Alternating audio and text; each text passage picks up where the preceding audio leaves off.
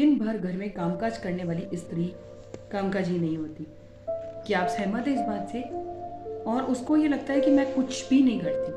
क्यों? क्योंकि जो भी काम होता है उसको किस चीज़ से आंका जाता है कि आप कितना कमाते हैं। तो आज जो हमारे बीच चर्चा का विषय है वो ये है कि which one is better, housewife या फिर वर्किंग वुमेन। तो शुरू करते हैं।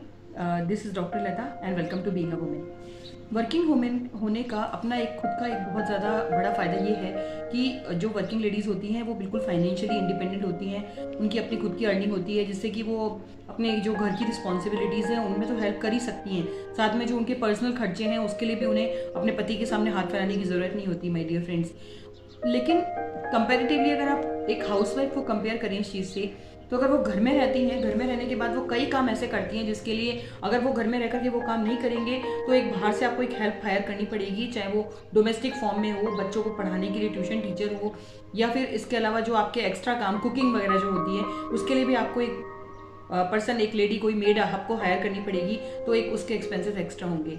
अगर आप मंथ वाइज हर एक महीने के हिसाब से एक चीज़ कैलकुलेट करें कि एक डोमेस्टिक मेड के लिए कि एक साफ सफाई के अलावा खाना बनाने वाली, बच्चों को पढ़ाने वाली और कुछ इसके अलावा कुछ ऐसे एक्स्ट्रा काम जो कि हाउसवाइफ घर पे रहती हैं तो वो घर पे कर लेती हैं। एक्स्ट्रा काम से मतलब जैसे कि कपड़े धोना, वॉशिंग हो गई, plus apart from that laundry हो गई, कपड़े प्रेस करना, कई काम जो होते हैं वो घर से निकल जाते हैं। ये भी छोटी मोटी बचत नहीं है क्या? बताइए मुझे आप। और अगर आप कंपैरेटिवली अगर आप वर्किंग हैं, आप कमा रही हैं, पैसे कम अगर हैं आ रहे हैं आपके पास, तो वो पैसे आपको उस चीज़ में खर्च करने होंगे क्योंकि टाइम आपके पास उतना ही होगा। सुबह आप भाग दौड़ के जल्दी से टिफ़िन बनाना, अपने बच्चों को टाइम से स्कूल भेजना और करके आप खुद भी अपना टिफ़िन लेकर के ऑफिस चली जाएंगी।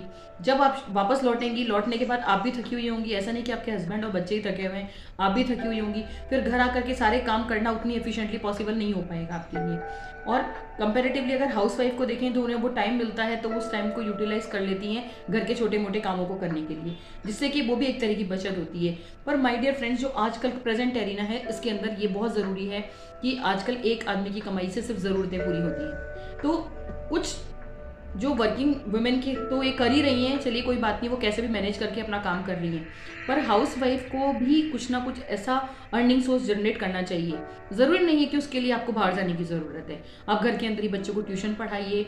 उसके अलावा कोई आप घर से भी कोई छोटा बिजनेस शुरू कर सकती हैं, जो भी काम आप जानती हैं उस काम से रिलेटेड, जैसे स्टिचिंग है, टेलरिंग है, एक बड़े लेवल पे शुरू कर सकती हैं। बाद में आप खुद का टेलर हायर कर लीजिए, एक प्रोफेशनल तरीके से आप शुरू कर सकती हैं। अगर आपको अच्छा खाना बनाना आता है, अगर आप अच्छी कुकिंग कर सकती हैं तो आप टिफ़िन सर्विसेज शुरू कर सकती हैं। डांस अगर आपको आता है तो आप डांस क्लासेस शुरू कर सकती हैं।